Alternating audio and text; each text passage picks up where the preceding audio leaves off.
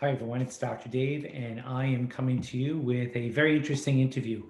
We are going to be speaking with Dr. David Jockers.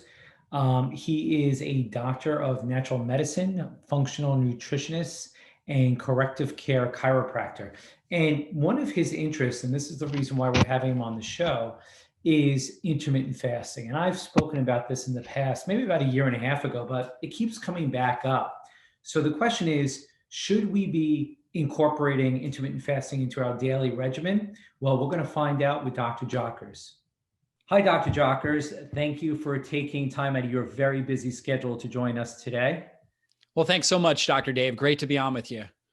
So we're going to revisit a topic I spoke about a year and a half, 2 years ago, and it's coming back. People won't let this go, and there may be a good reason, and that's intermittent fasting. And I search out the experts in certain topics, and you're the guy who keeps coming up with intermittent fasting.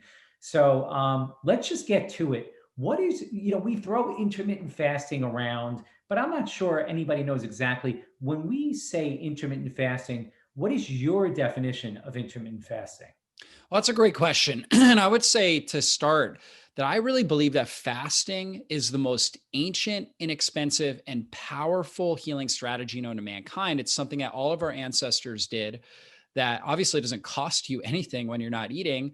And it really has incredible healing potential. When we look at intermittent fasting, it's really just basically the time between it's basically taking a break from eating. All of us do some form of intermittent fasting when we're sleeping at night. Unfortunately, in our society, most people are eating from the time they wake up in the morning, and oftentimes right until before they go to bed, and they're snacking throughout the day.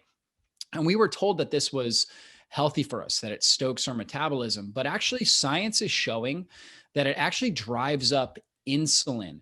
And insulin is a fat storage pro-inflammatory hormone, meaning that it activates inflammation in our system. And it's a building hormone, right? And we need insulin. Insulin is a life-saving hormone, but we need to control it. And we only need it to be elevated for short periods of time and not all day long. And so if we're eating all day, we're constantly activating it. So if we shorten our eating window, there's something called time restricted feeding, otherwise known as intermittent fasting, where instead of eating from the time we wake up in the morning till the time we go to bed, let's say we ate in like a popular, what a lot of people are doing is an 8-hour eating window. So like from 10 a.m. to 6 p.m., for example. During that period of time from 10 a.m. to 6 p.m., if we're eating 2 or 3 meals, we're going to have higher levels of insulin during that period. And that's a building stage. We're building hormones, we're building new cells. Insulin drives up cell reproduction. So we're just building. But the time that we're not eating, so now from 6 p.m. to 10 a.m. the next day, we see a drop in insulin. And when insulin lowers, now it tells our body, okay, we need to clean up and repair. We need to break down dysfunctional proteins. We need to repair different tissues of the body. We need to cleanse and heal. And we need that balance. And in our society today, I really think we need to focus more, especially adults, kids, they're in a building stage, right? Pregnant women are in a building stage. But most adults, and especially the people that, are following you, Dave, that are concerned about heart health, we need to be focusing on cleansing, healing, and repairing because we have a lot of dysfunctional protein and dysfunctional cells, older cells, right? So what we call sentient cells, right? Where these cells are older, they're dysfunctional, they're just not working as well. We want to get rid of those. And we want our body to actually be able to create healthy, new, young, and embryonic cells, stem cells, right? We actually, fasting can help drive up the formation of stem cells and healthier mitochondria, healthier cellular organelles. So it's really about rejuvenating and regenerating a new cellular system. I love it. And you know what I think is most amazing in your response? You didn't mention weight loss.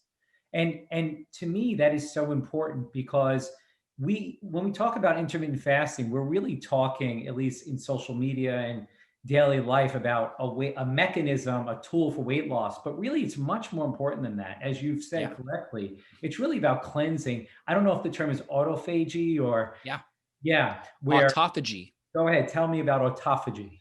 Yeah, absolutely. Autophagy, in fact, in 2016, Japanese researcher got the Nobel Prize for his discoveries on autophagy. And autophagy basically means self-eating.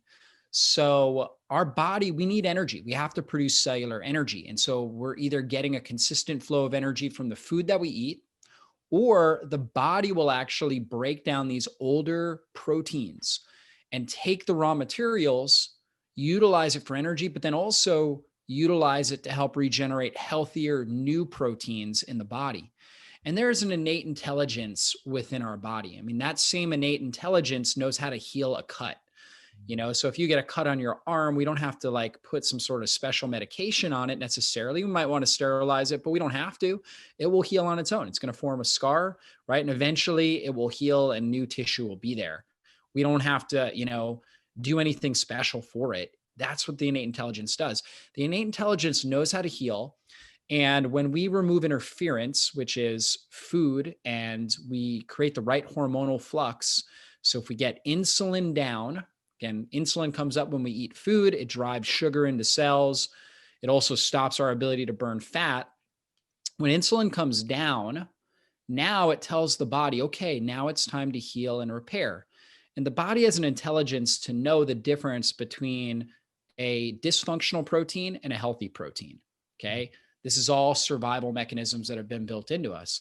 So it starts breaking down the dysfunctional proteins and utilizing those materials to help form new, healthier proteins. Within every cell of our body, we have something called a mitochondria. That's what produces all the energy. That produces the energy in the cell. And we need really healthy, strong mitochondria. When people develop chronic disease, they have dysfunctional mitochondria. The mitochondria should be able to burn both sugar and fat for fuel. When mitochondria become dysfunctional, they now no longer can burn fat for fuel, or at least not effectively. And so therefore our body becomes dependent upon sugar burning. And sugar, the problem with burning sugar for fuel, the benefit is it's a very quick burning fuel. The problem is it's really metabolically dangerous. It's metabolically, it's like polluting our system, right? So basically, it's dirty is the term I use, metabolically dirty. There's a lot of free radicals and oxidative stress, puts a lot of stress on our cell. And that can cause DNA mutations, that can cause more dysfunction in the mitochondria, and we need more repair to take place in those cells.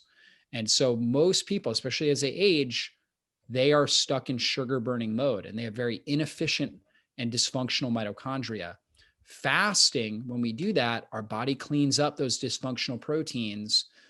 It gets better at burning fat for fuel. So if you want to lose weight, the best thing you can do is lower your insulin, and fasting is the best nutrition strategy for that. And then now we're going to be better at burning fat for fuel. And ultimately, we want to create this state of metabolic flexibility where our body is good at burning sugar when we need to. For example, like if we're exercising at a high intensity, but also very good at burning fat for fuel when we're sitting around watching an interview like this, when we're sleeping at night. I mean, if you want to burn fat all night while you sleep, you need to get your insulin levels down, and fasting along with a healthy blood sugar sensitive diet is really the best way to do that.